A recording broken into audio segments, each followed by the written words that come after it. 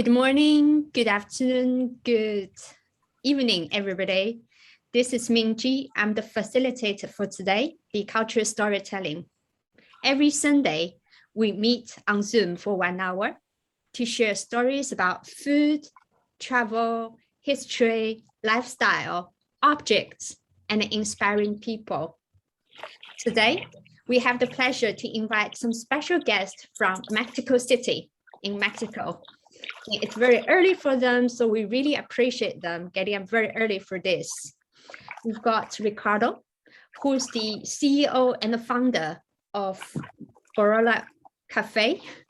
He began to work with local communities, indigenous community in Mexico country many years ago, and that developed his passion for coffee. He is the national judge for coffee in Mexico, and he continued working with the local community for several years. And we also have Teo, who is a member of a 70,000 co-op for coffee from harvesting to planting. They are going to share with us the coffee from planting to harvesting today. I'm gonna spotlight Ricardo, and I'm also trying to find where's Teo to join us. Is that okay? Yeah, he is under Eleuterio. So that's right. His complete name, but we call him Teo. Okay, so over to you. Thank you very much, Migi, and thank you so much for the introduction. And bienvenido, Teo. Welcome. So we are very happy to be here with you. Hola, Teo, ¿cómo estás? We are super happy to be here with you. And I want to introduce basically Teo, because today we have the opportunity to travel all the ways to this place in the mountains of Mexico. So I am located in Mexico City, but Teo is located in a town called Cuetzalan. And I think this is super interesting. I think we can actually spot Eleuterio's screen, so we can everybody see Eleuterio.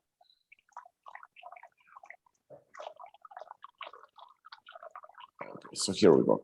So Teo belongs actually to a community, an Aztec community. So they belong to this indigenous group called the Nahuatl.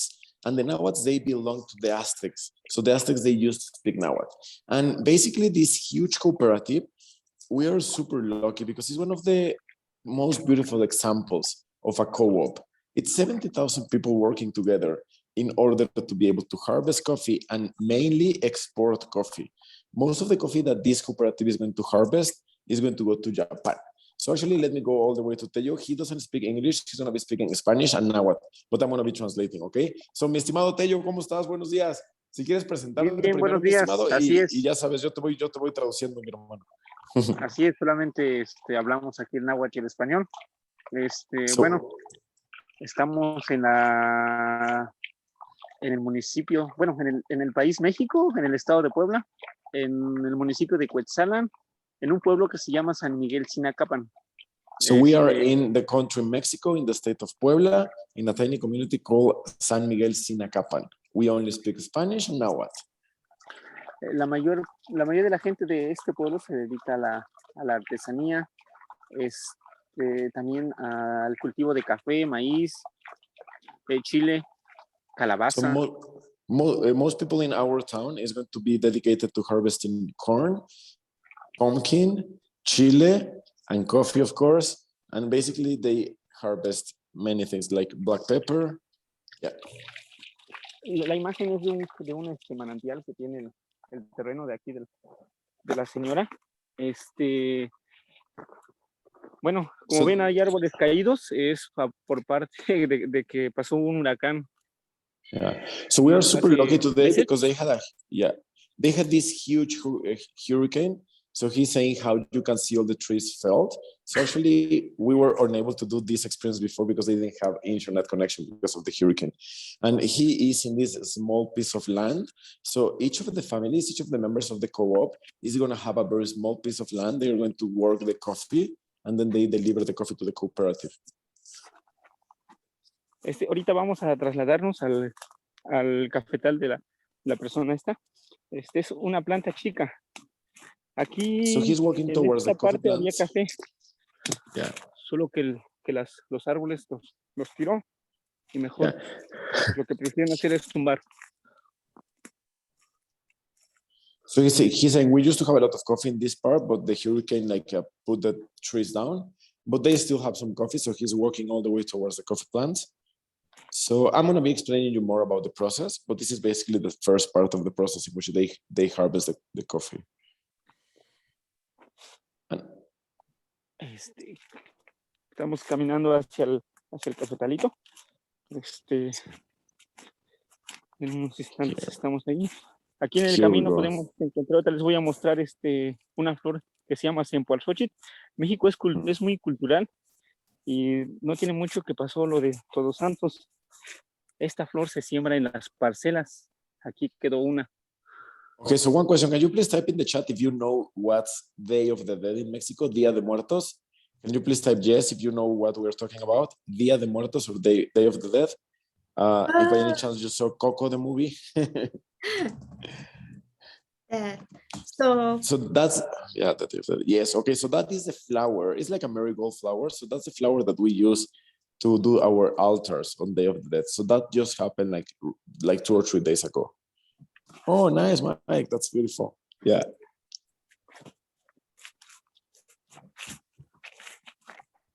So we started with that where he started because he really wanted to show you the spring of water, like this place where the water is born. So he loves that place. Ya estamos aquí en el cafetal.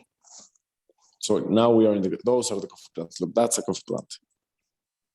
Esta es una planta chica que lleva aproximadamente 8 meses en el terreno.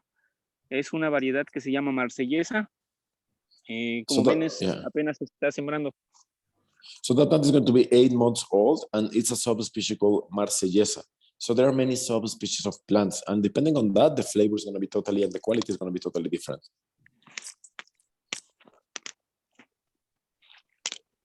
So I think it's super interesting that he's only showing the small plants because the big plants were taken by the hurricane.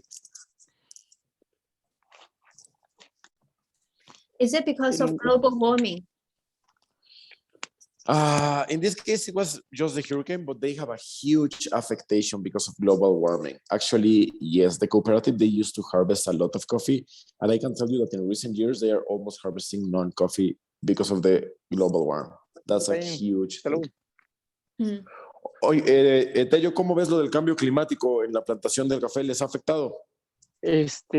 Demasiado. Hoy en día se tienen que buscar otras variedades de café. Anteriormente aquí se sembraba el Borbón, que es la criolla. Sin embargo, una enfermedad que vino a pegar muy fuerte es la famosa roya. Y esa de plano, como no es resistente, si la siembras, por ejemplo, al año, ya si la ataca, se te muere tu planta. Entonces, toda esa inversión que haces, pues acaba. Es por ello que ahorita han salido otras variedades, se supone que un poco resistentes a esta enfermedad. Sin embargo, también ya se nota que les pega. So basically, he's saying, yes, there's a huge affectation on the global warming. So they need to harvest new subspecies that they didn't use. They need to plant new subspecies that they didn't have before. And for me, that's very relevant because that also means that some places are losing the endemic subspecies. So we are losing a lot of our agricultural heritage because we are losing a lot of subspecies.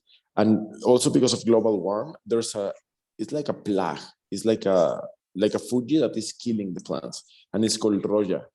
And imagine this: if you put a coffee seed on the ground, on the soil, it's going to take 5 years to start giving fruits. So imagine that you wait 5 years and then you get attacked by this plague. So then you need to take those plants away, plant a new seed, and wait another 5 years. So that means that you won't be harvesting coffee in those plants for 10 years. Wow. Is there any way to prevent it? Oye, Tello, que ¿cómo se previene la roya?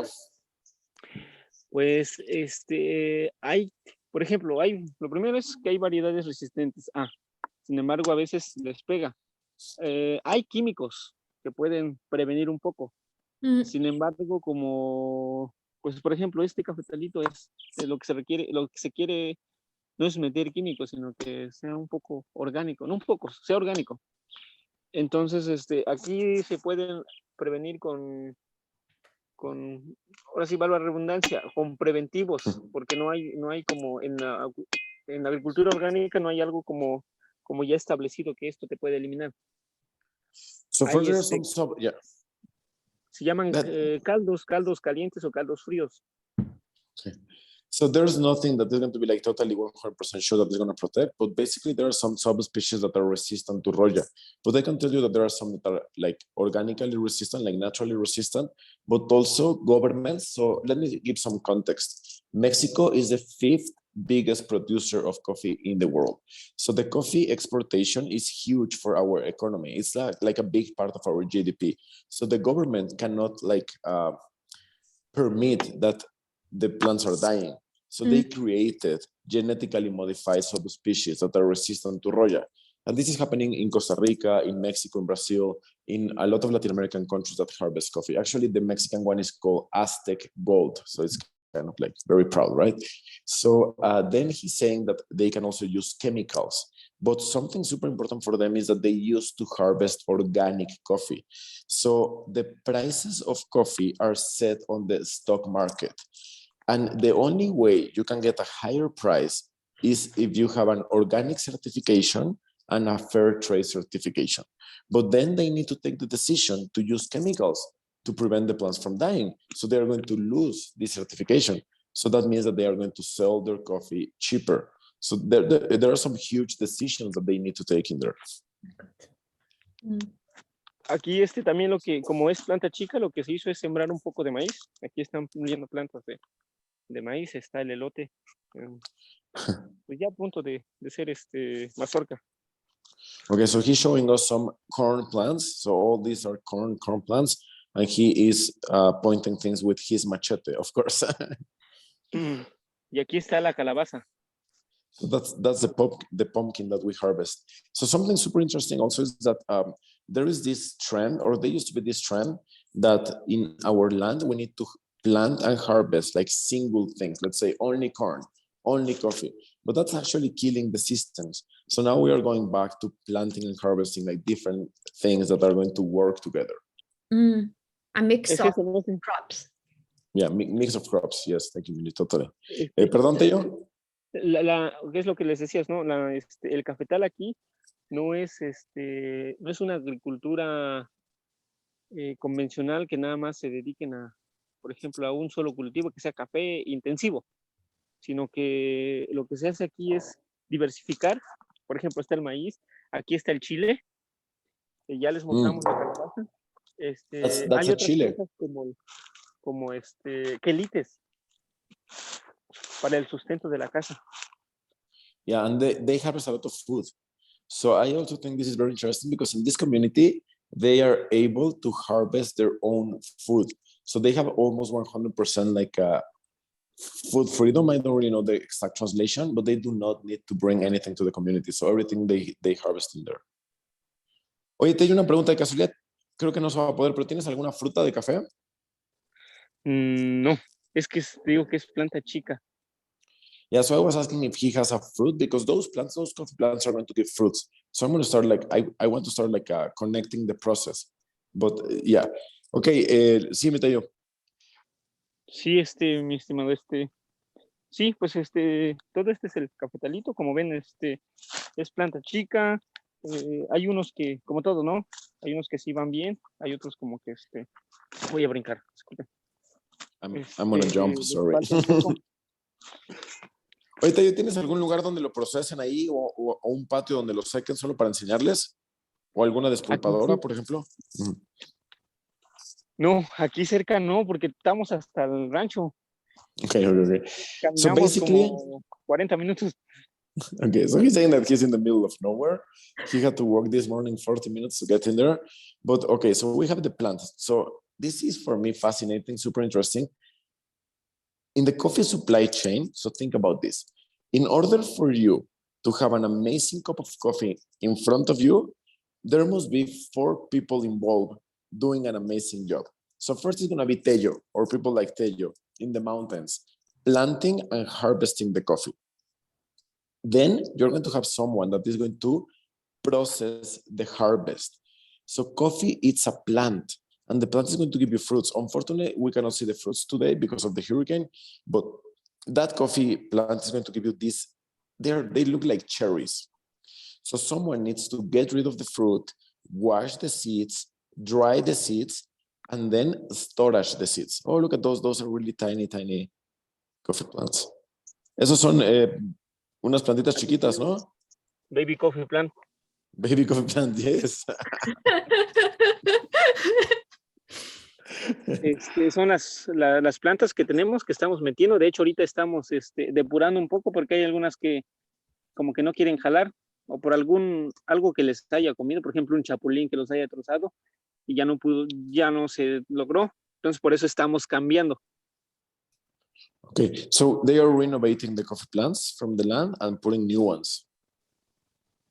Okay, so there's one that is going to harvest, process the harvest, then storage the coffee beans, right? And then those beans need to be roasted. And that's going to be a third person roasting. And then those beans need to be sent to a coffee shop and they're going to be prepared. So it's 4 people involved. If one of those fails, we will not have an amazing cup of coffee. And this is kind of crazy because at the end of the supply chain, the coffee price is going to be set by the stock market. So none of these 4 has really incentives to actually do a great job because no matter what they do, the price is going to be the same. So that's killing the coffee industry.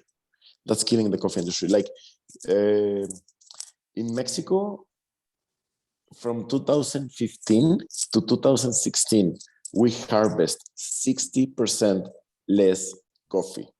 So that was a huge impact in the economical process of coffee. What happened that year? Sorry, Minji? What happened that year? Why that year it dropped? Was it because lack of incentive? It was, so let me build the answer. First, in Mexico, the coffee had a subsidy. So actually, the government was buying all the coffee from the coffee farmers in the 80s. And then the people took away the subsidy. So people kept harvesting coffee, but they were not very competitive. So they were just like a harvesting, but they were not worried about like new coffee plants because they didn't have money, new coffee equipment, new coffee technology. So finally in 2016, like the bomb exploded. And the Roya, this plague that we were telling, was killing a lot of the coffee plants. And then you have Brazil as a competitor. So Brazil is the biggest coffee producer in the world by far. Brazil is number 1 and Mexico is number 5, but Brazil is going to harvest 10 times more coffee than Mexico. So the gap is huge. And they have a lot of technology. So they are able to harvest at a very low cost and they harvest a lot. So when they harvest a lot, they are going to input a lot of coffee into the system. So the offering is going to be like so high. So the price is going to be super low. So Mexican producers are not able to harvest below the cost. Wow. Perdón, Tello, ¿qué nos ibas a decir? Discúlpame, Tello.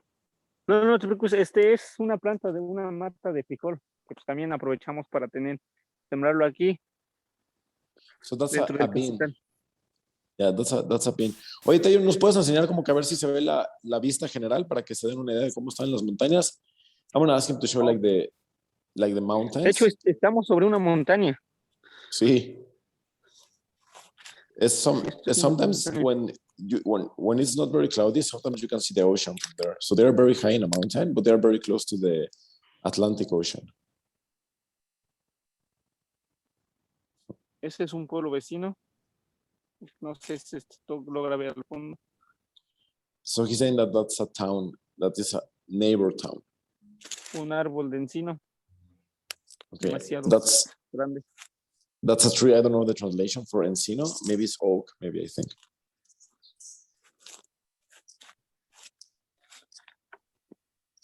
So basically this cooperative has like the main headquarters. So everybody, like each family is going to grab all the coffee that they harvest and they're going to bring it to this main headquarters. And in there, they have a storage place and like a processing plant. So they are going to get rid of the fruit, wash the seeds. They need to ferment the coffee. It's a very interesting and complex process. So the cooperative is gonna do that for them. But again, like the more you integrate vertically, so the fact that they do not have the machines, it means that they are selling like very raw like ingredients, let's say. So they are not adding any value. So that also is kind of tricky because they are not receiving like that much money for that. Mm. Bueno, So doesn't no even sé, have, yeah. Uh-huh. bueno, como aquí tenemos una naranja, luego tenemos That's an variedad orange aquí. tree. So does anybody has any questions for Teo? Yes, if you got, I'm sure we all got so many questions for Teo and for Ricardo. Feel free to unmute yourself and ask questions.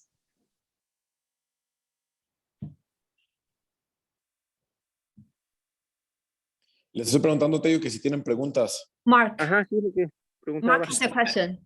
Yeah. Is there any way to improve the situation for the workers in Mexico? Yes, totally.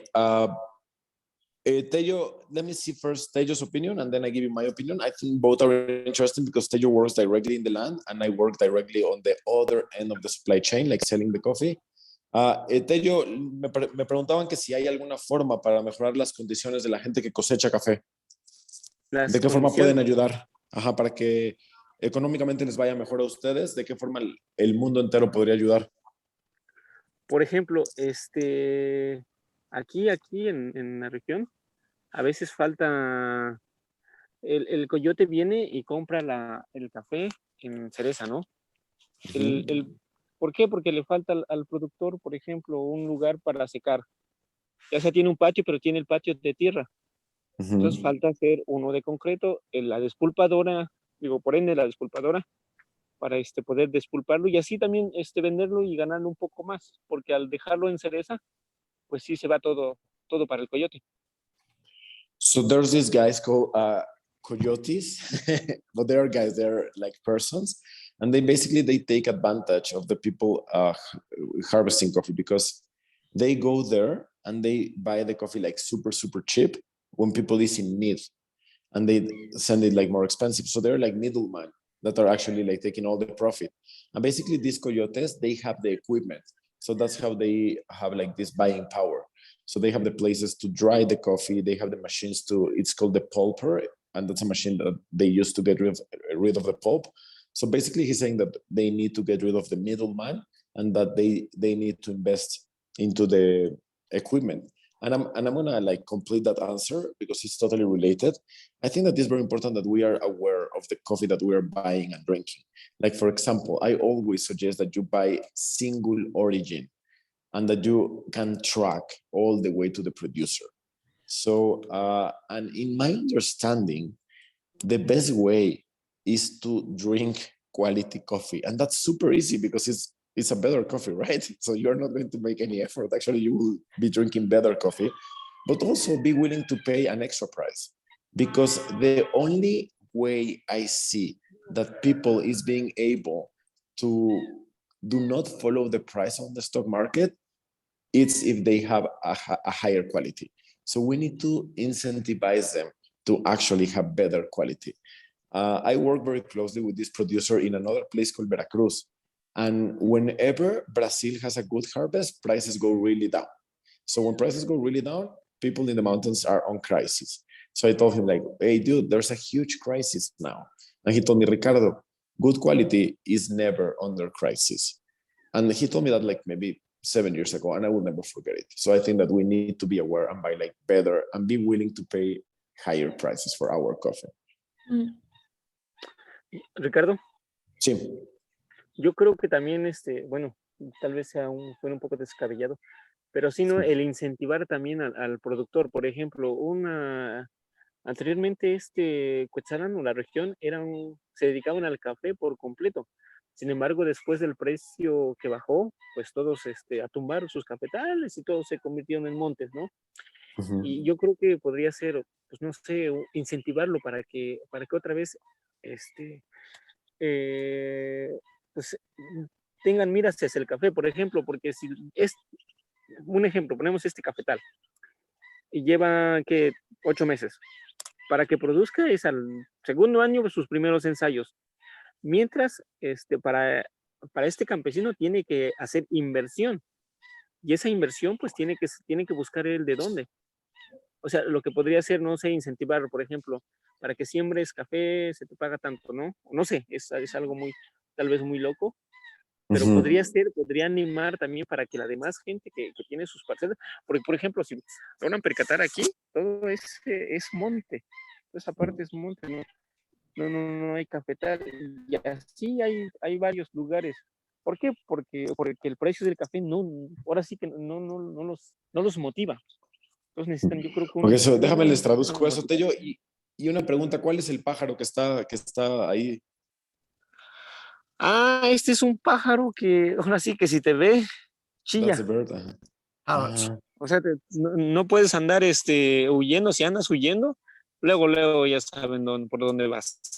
¿Y cuál es su nombre en náhuatl del pájaro? I'm asking for the Nahuatl name of the bird because they only have like Nahuatl names. ¿Y cuál es su nombre en náhuatl, Chicte, Tello? Ticte. chicte, So, chicte, Chicte. So that's the name of the bird in chicte. Nahuatl. Chicte. ¿Y tiene una traducción eso? Is there a translation for that? Creo que no. Okay, there's no translation. That's just the name. Okay, so he was saying that another way is to incentivize the farmers, and I'm going to do like a literal translation. And he was saying that they need more support, maybe from the government. Let's say that they need to have like more equipment, and that they need to get like more money from the government, because whenever the prices of coffee go down, then it's not worth for the producers to harvest coffee, so they do not harvest coffee anymore.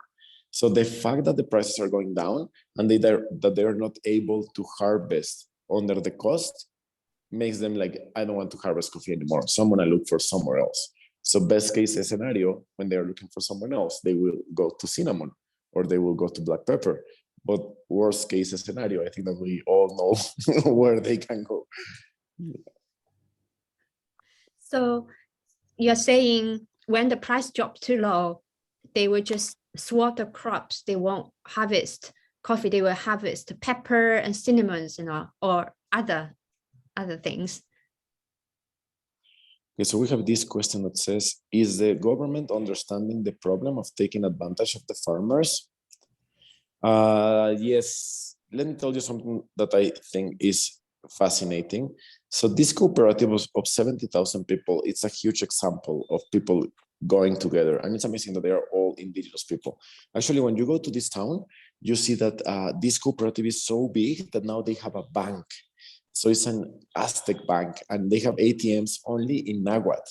And in the bank, everybody's just speaking Nahuatl. I was working there actually, and that's how they met them. So it's fascinating. But anyway, we have a kind of like a new president in Mexico, and he appointed as secretary or minister of social development these women, and she used to work in this cooperative.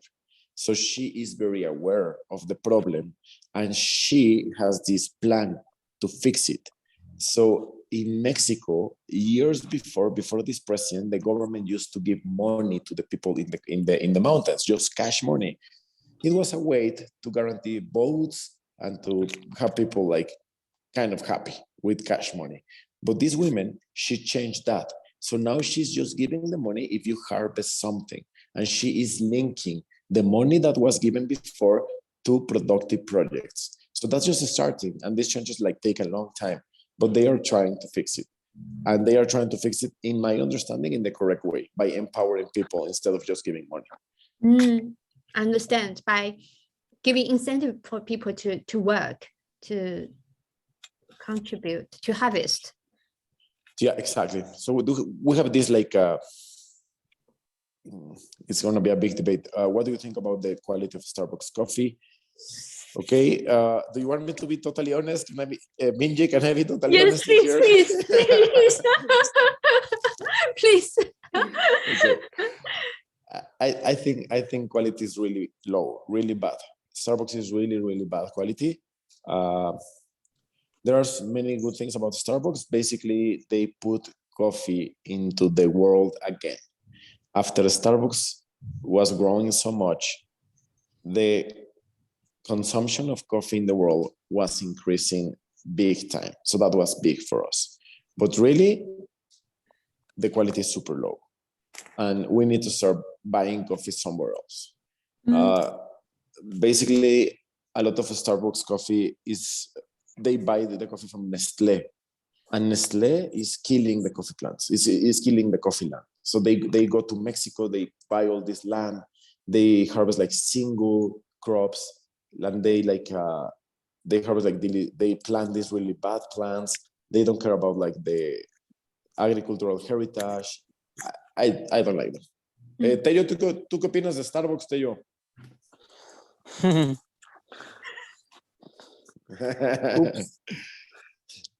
No, pues Oye, no.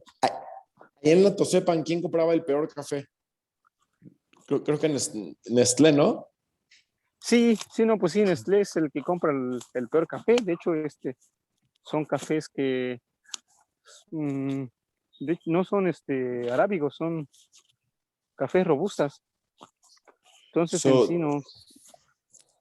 Pues esos es un café resistente a todo, pero pues no es un café de calidad. Es un café que vaya, lo ocupan para ellos, lo cosechan para ellos. Sin embargo, lo venden ya un poco más caro que el nuestro. So the cooperative used to sell coffee to Nestlé, but Nestlé used to go there and they used to buy the lowest quality coffee, the lowest one. Like I was there when that was happening, and they were buying like the lowest quality coffee. Sigo caminando porque no me dejan los moscos. Ahorita sí está la mañana de los moscos. He keeps walking because there are a lot of mosquitoes, so they are attacking him, the mosquitoes. Oh, so thank you for sacrificing yourself for the mosquitoes to give us a good authentic view. Thank you, Tello. Oye, Tello, y no te conocimos nunca. I'm telling him that we never got to meet him, so I think it's a good time to meet Tello. Esta es una calabaza, es otra forma. That's a huge pumpkin. So they have a lot of pumpkin in that specific land. ¿Esa tierra es de un familiar tuyo? Sí. We got a couple of questions from Mike. If we in the UK wish to buy ethical, sustainable, and good quality coffee from Mexico, what should we do? I think this is related to this other question about the fair trade certification. And actually the cooperative used to have the fair trade certification. So let me ask Tello first. Tello, ¿tú qué opinas de la certificación de comercio justo? ¿Funciona o no funciona? La certificación de comercio justo sí funciona, porque, por ejemplo, el detalle que a veces, pues ya la región también como que ¿cómo te explicaré? Como que ya no cree mucho en muchas cosas, sin embargo hay cosas que sí son muy buenas. Pero, por ejemplo, la información tal vez no les ha llegado a todos los productores, pero sí es muy, muy bueno, porque te explico, ¿no? Bueno, te digo lo mismo. Hay mucha gente que en vez de inclinarse hacia la cafeticultura, mejor se fue a tumbar su café y les daba más, que vender leña que el grano. So he's saying that sí, yo siento que sí es algo bueno porque de una manera es una medida. Ok, so, déjame les traduzco eso, Tello. Es que me están diciendo en el chat que si tengo 30 ahijados en Cuetzalan. Y les digo que sí, que Dana, que Kareni. Judy, yeah. So yeah, okay, so he was saying that, fair trade certification is super good for them. Then he said like something that I think is super interesting, that we do not believe almost on anything anymore. Like they do not believe in anybody because the government is always going there and promising and not delivering. But he said like actually fair trade certification is so good. So to complete the answer, because how to actually help, really for me, it's all about focusing on the good quality coffee, because that's going to make a big difference. And for me, that's the best incentive for the farmers. So let me put you in perspective. 1 pound of green coffee today is going to be $3. 1 pound. of green coffee is going to be sold today for $3. But there's this system of competitions to incentivize the quality. So the coffee that just won the world competition was sold 1 pound in $2,300. So the difference is huge. And all that money went to the farmer directly. So for me, it's all about incentivizing the farmers in order to harvest better quality and empower them, and they will empower themselves. I would love to have a cup of coffee with me, but this was so early on a Sunday morning that I didn't have to prepare. I'm gonna be super honest with you. I jumped from the bed to the Zoom meeting. So I feel so bad I cannot have a coffee right now. Judy, I heard you have a 30 godsons. This is amazing. Could you share with us more about this? What were your motivation to do this? Okay. So basically, yes, I have like a lot of godsons. Oye, Tello, ¿por qué la gente tiene ahí padrinos y ahijados? ¿Cuál es la tradición? ¿Por qué tiene padrinos e hijados? Buena pregunta. Bueno, les mencioné anteriormente que Cuetzalan tiene, San Miguel Tzinacapan tiene muchas costumbres.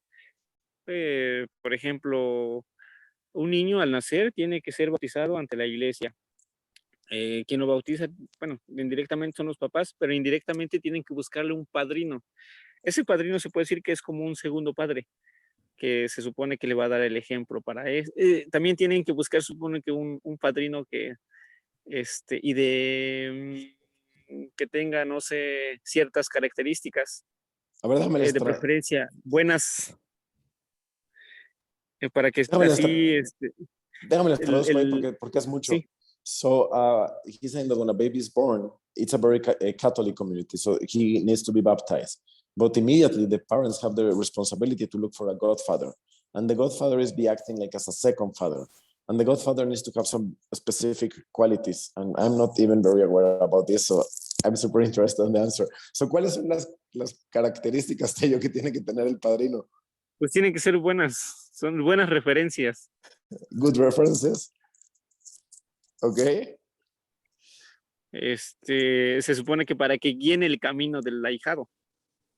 Okay. To guide the godson in the journey. Okay. Pues en sí son esas, ¿no? Ya tiene que ser buena persona, en teoría. So, good person in theory. Y aunque la práctica, ¿no? Maybe in practice that doesn't happen. So I don't know if he's actually kind of making fun of me or something, like he's trying to tease me or something. Este terreno está es un cerro, no sé, aquí es una caída como de 50 metros hacia abajo. Ya no me acerco porque sí está un poco alto. So he's in this mountain and there's like a 50 meters hill in there. So he said, I'm not gonna keep walking. So yeah, what was my incentive? So basically, I built like very strong relationships with people in there. So I was living there for 3 months and I was working with the people of the cooperative. And just the fact that I was building these very strong relationships and it's important for them. And I mean, I wasn't. Yeah, Esta es una plaga I que wasn't able tenemos to aquí say que no. se llama mala mujer, Ricardo. ¿Cuál les puedes hablar de?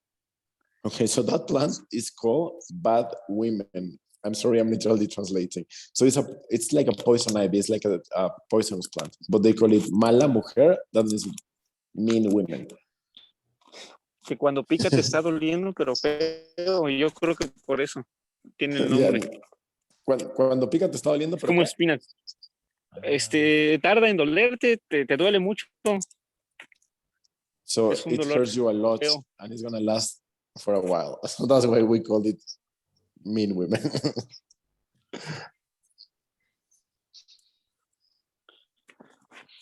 I once bought a bottle of coffee from a... Sí, déjame leer esta y te la... Sigo caminando por las moscas. I have 2 godsons and they give me problems. I don't think I could cope with 50.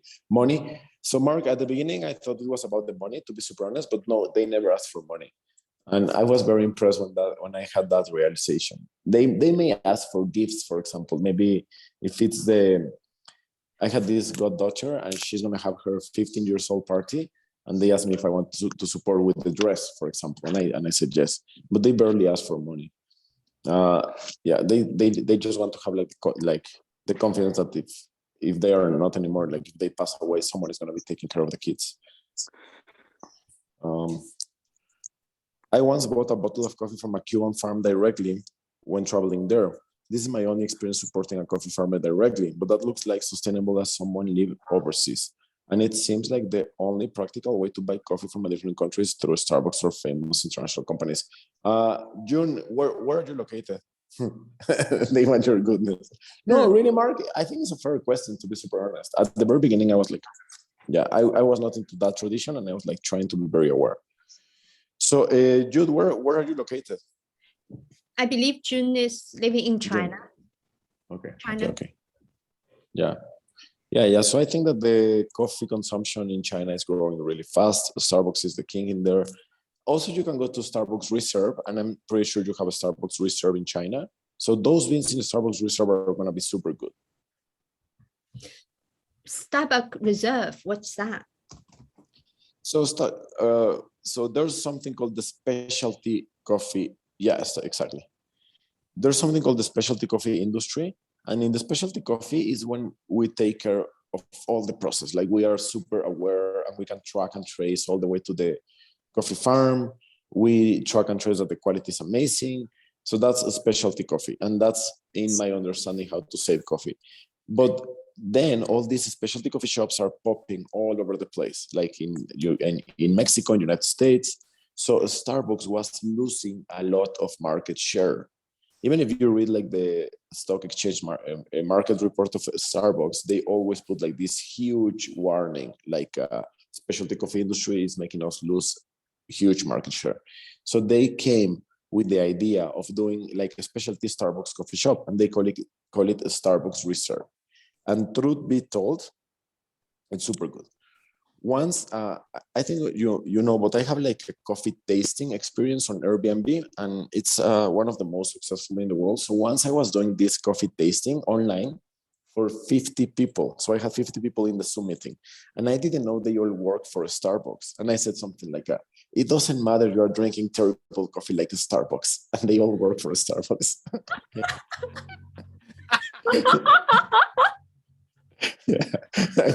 I saw all the eyes like opening, and I was like, okay, I just did something really wrong. Yeah. Okay. Yes, I drink in the Starbucks occasionally, but I actually have instant coffee more often, just more efficient and time saving. Yeah. Okay, so let's do a couple of questions more. Do you have, and then I would like Tello to actually introduce himself and to teach us some Nahuatl, the Aztec language. Yeah. How did you how did you meet? Actually, I was, in Mexico, when you go to university, it's mandatory that you do social service. So I used to love coffee since I was a kid.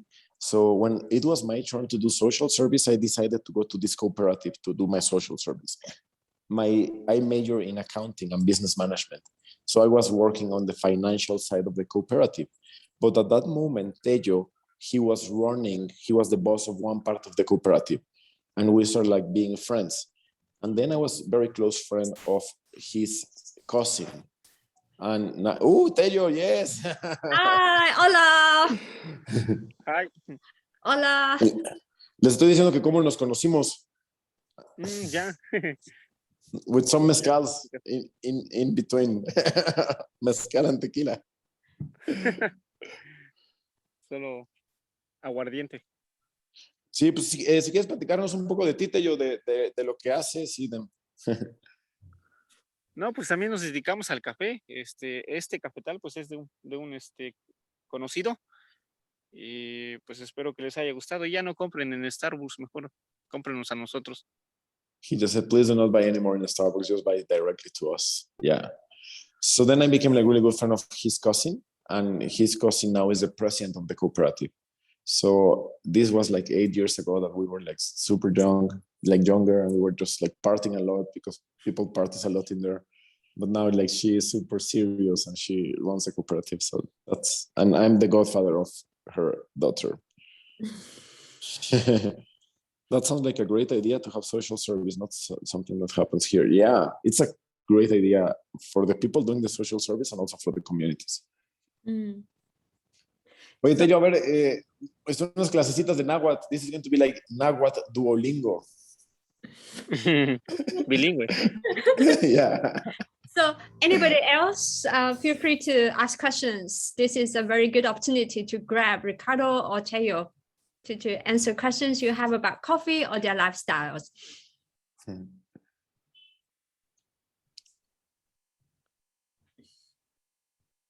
¿Qué pasó?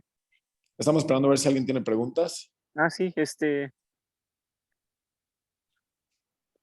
any question?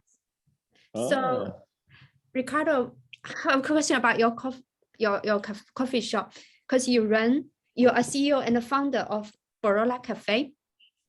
And how did you source the coffee beans? And if you promote good quality coffee, as you told us, the huge difference between low quality versus high quality coffees, does it push up the price for your coffee, and how do you deal with that? Yeah, so actually this is my brand here, Borola. Yeah, so since I actually opened the coffee shop because I was very touched and moved when I was doing my social service. And also, truth be told, this place in the mountains where Tello lives, not specifically his community, but some communities around are some of the poorest communities in Mexico. So I decided to come back to Mexico City and open the first coffee shop to help them solve their bills. And I still do this, but more at the beginning, like doing all these trips to all these coffee parts in Mexico and just trying to source like the best quality beans directly from the coffee producers. And I remember this time I was in a place called Pluma Hidalgo in Oaxaca. And this place used to be like one of the biggest coffee producers in Mexico. But because of the prices and the things that we said, they were almost being able to sell their beans. And I was there and I was in the town center and there was like this NGO, and I have nothing against the NGOs, but they were like trying to give like medical service for free.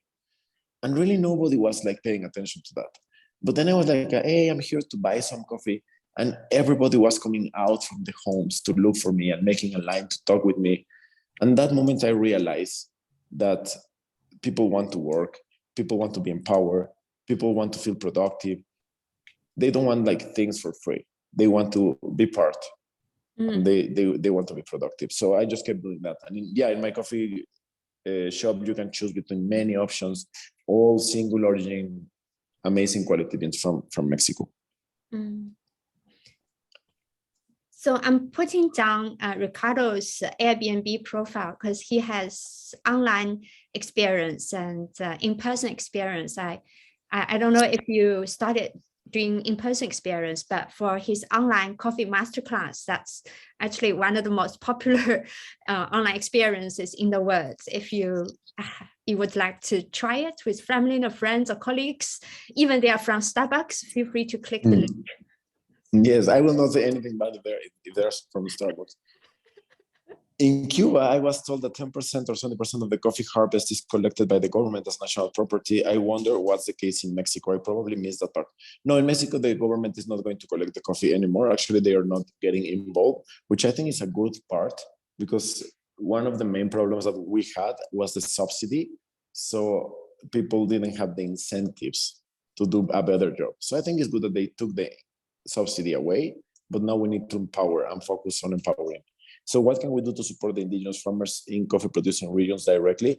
Really, if you want to do something in Mexico, and not just like you can contact me directly. There are some good organizations. And actually myself, before the pandemic, I was working in this project directly with this cooperative in order to allocate resources, but to use the resources in what I think is the correct way. Not just giving the money to the people, but empowering them. So we were gonna hire like agricultural engineers to give like technical information to the coffee people, to the coffee farmers. Yeah. So if anybody wants to have any impact, you can contact me directly. So Ricardo, is it okay if I put down your Instagram? Yes, perfect. Thank you, man. Yeah, so, that's the best way. For people who would like to contact Ricardo, you can connect with Ricardo like on Instagram, or if you want to get Ricardo's email, you can email me so I can connect to you too. Yes, totally. And thank you very much. I'm very open to that. Great. Any other questions Bueno, from whoever wants to ask questions at the moment?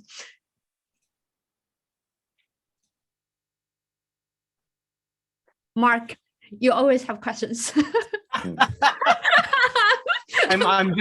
I'm finding this really fascinating. I mean, you drink coffee and you don't really think enough about where it comes from and such like. And although I don't go to Starbucks because I know too much about those kind of big corporations, I'd much prefer to get a coffee in a good independent coffee shop, because the money's going back to the local economy. And I think that's the same as what you're saying in terms of Mexico and the farming there. If it goes back to the local economy, it works. If it doesn't, if it's a big organization coming in and doing something, it's destructive to the whole community. So, I mean, I applaud what you're doing there, Ricardo, and I applaud what Tero is doing in his cooperative. I like cooperatives. I think they're the best way forward. yes, thank you, Mark. Yes, it's a great comment. Very, very true, Ricardo and Teo. Thanks for really taking us to have this view, to see in person how plantation looks like. And we're very, very fortunate. Even there was a hurricane today, it became possible for us to really see with our own eyes. Even we didn't get a mosquito attack. And it's fascinating to hear all the stories and all the process on the supply chain, what's happening and why people working at a very important process, they don't get incentives and they don't get proper rewards. And it's also really, really great to hear people want to contribute. They want to be empowered. They want to do something. And I hope that's becoming more and more feasible with your help and with other possible helps. Yeah. So actually, thank you to everybody for joining this meeting. I think it's super important and interesting, like that you go all the way to see how the process goes, and you're more, just as you were saying, like we drink coffee all the time, but we are not very aware on all the job behind that. Those the cooperatives held in the US. Tello, ¿tú sabes si hay forma de que el café llegue a los Estados Unidos? I don't think they do now, but we can try to figure the way. Like, yeah, but they do not. They do a lot of Germany and Japan. So I just wanted to close like by asking Tello if he can teach us some Nahuatl words, because I think that's culturally fascinating. Like we have the opportunity to listen to this other language, which is the Nahuatl. Tello, pues ya nos vamos a ir, pero quería ver si te podías despedir ahí con unas palabras que les enseñes en Nahuatl. Ok, sí, podría ser, no sé, Tazocamatic, Miak, Nikan, Tietuya, Incualcan. Traducido es muchas gracias a todos por estar. Por ejemplo, yo es madrugada todavía, pero llegamos a la parcela. Nos salimos de allá a las 6 de la mañana, que todavía estaba oscuro.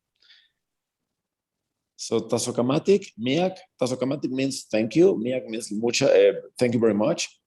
And then he was saying that thank you for joining the call. It was very early for me to come here, but it's totally worth it. And I'm very happy that you joined them.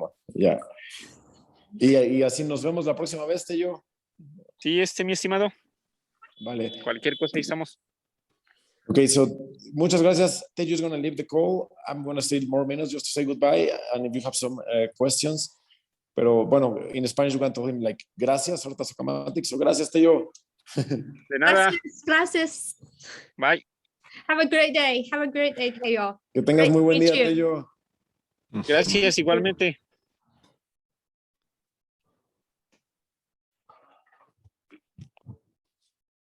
Okay, so thank you so much again for joining. If you have any last minute question, let me know. If not, thank you so much. And it was great to be here. Great. Thank you very much, Ricardo, for a fascinating talk. And this is such an innovative format for you to be the language translator and in a way culture translator. Meanwhile, we can see with our own eyes how things look like and met an indigenous community. This is really a fantastic idea. Thank you. And I want to say hi to Wilmer and a few people who were a little bit late because we have the daytime adjustment, but we will put this talk on YouTube. Hopefully you can catch up with the content later on. I will also, let me remove the spotlight. I will also share what's happening next week. So we talked about the indigenous coffee in Mexico when we touched upon climate change. Next week is related to that. I met Erica in the summer. When she was in her 16, she lived in Berkeley, California, but when she was 16, she heard one music from Zimbabwe. The music instrument is called bimbra, and she fell in love with it. She went to Zimbabwe all by herself. Now, 50 years later, she set up an NGO. She raised $1.3 million to support the musicians in Zimbabwe. So she's going to share with us her experience, tell us more about this very special music instrument where actually people in Zimbabwe use it to connect with the ancestors. So that's really the language they speak to communicate with their ancestors. What's more is she's going to tell us the situation currently in Zimbabwe, how climate change is changing the life of farmers and musicians. So I will see, let's see everybody next week to experience the traditional musical instrument of Zimbabwe. Let's meet in a week at 1300 GMT. That's 1 p.m. UK time. Please work out what's the local time for you guys. So thank you very much for coming. We'll see you next week. Thank you. Adios. Muchas gracias. Well, I thought it was 9 o'clock Eastern Standard Time. Right. So it's usually we decided to always put it as 1300 GMT because of the US time change. Hence, it's a little bit of, but hopefully, Wilma, you'll be able to join. Well, I hope so. This is the first Sunday I've been here and during the entire month. Yeah, I've been away the last 5 weeks. So, I've been traveling. It seemed like every Sunday I was on the road somewhere. oh, right. Of course, because it was summer. Now it's autumn and winter. People Yes, it's a little bit cooler, yeah, but I'm going on a motorcycle ride this morning. all right. So it's nice and sunny. It's a bit cool, but not that much. So feel free to watch the YouTube recording because today, Ricardo, he's CEO and a founder of a cafe, and he has been working continuously with indigenous community in the mountain in Mexico. Oh, great! Yeah, with coffee. Yeah, I'll watch it. Yeah, it's a fantastic talk. So okay, thanks. Good seeing you guys. thanks a lot. Goodbye. Bye. Bye.